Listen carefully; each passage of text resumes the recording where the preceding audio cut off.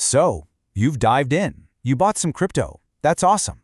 But with that move, you've also taken on a pretty huge responsibility. In this explainer, we're going to tackle the single most important question you need to answer. How do you actually keep your digital assets safe?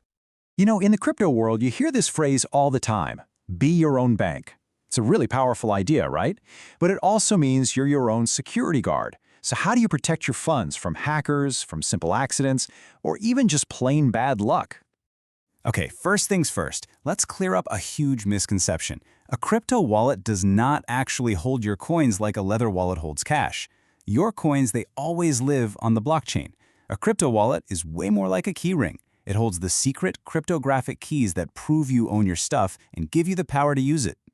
And on that keyring, you basically got two types of keys. You've got the public key, which is kind of like your bank account number. You can share that with anyone who wants to send you crypto, no problem. But the private key, oh man, that's the key to the whole kingdom. It's like your ATM pin, your safe combination, and your house key all rolled into one.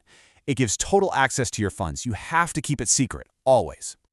So, knowing you have to protect that private key with your life, what's the most simple offline way to do it? Well, that brings us to what I like to call the paper wallet illusion. The idea, it seems kind of brilliant in its simplicity, doesn't it? You just generate your keys and print them out on a piece of paper. Boom. It's totally offline, it costs basically nothing, and it seems completely safe from online hackers. What could possibly go wrong?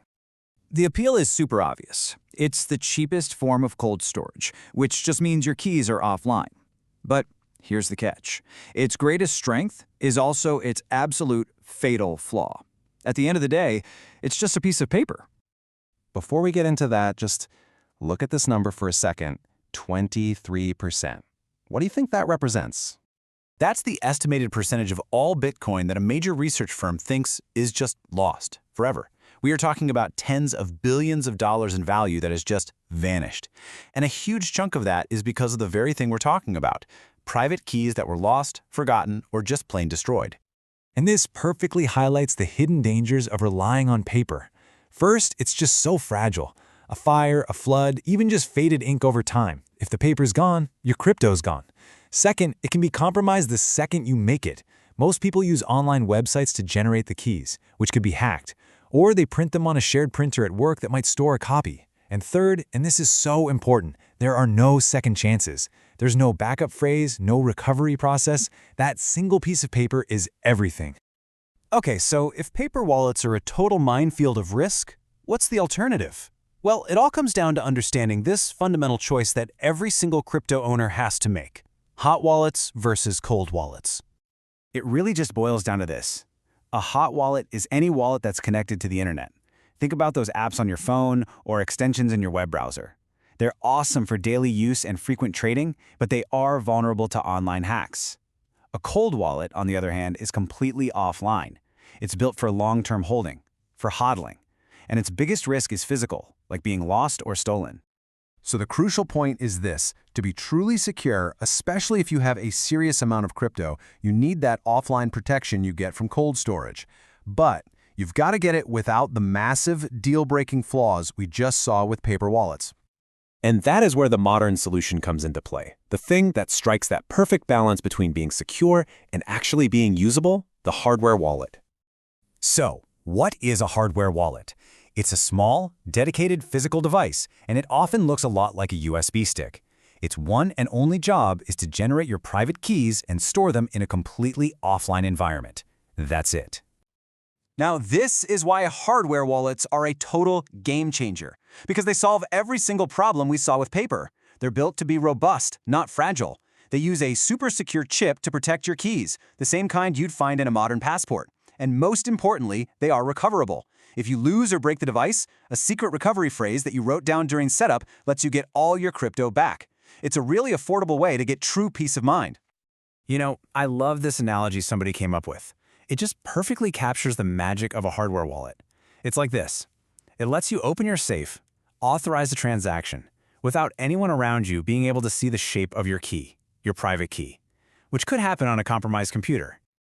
So, how does this offline signing thing actually work? Let's just walk through it. First, you create the transaction on your computer. Then you connect your hardware wallet and you check the details on its own little trusted screen. If it all looks good, you physically press buttons on the device to approve. And this is the magic moment. The wallet signs the transaction internally, using the private key that never, ever, ever leaves the device. Only that secure signature gets sent back to the computer to be broadcast. It's a really brilliant piece of security. Okay, so with all this info, how do you actually choose the right setup? Let's get practical. Well, it really all depends on who you are. If you're an active trader, a hybrid approach probably makes the most sense. Use a hot wallet for your trading funds, but keep the bulk of your assets safe and sound in a hardware wallet.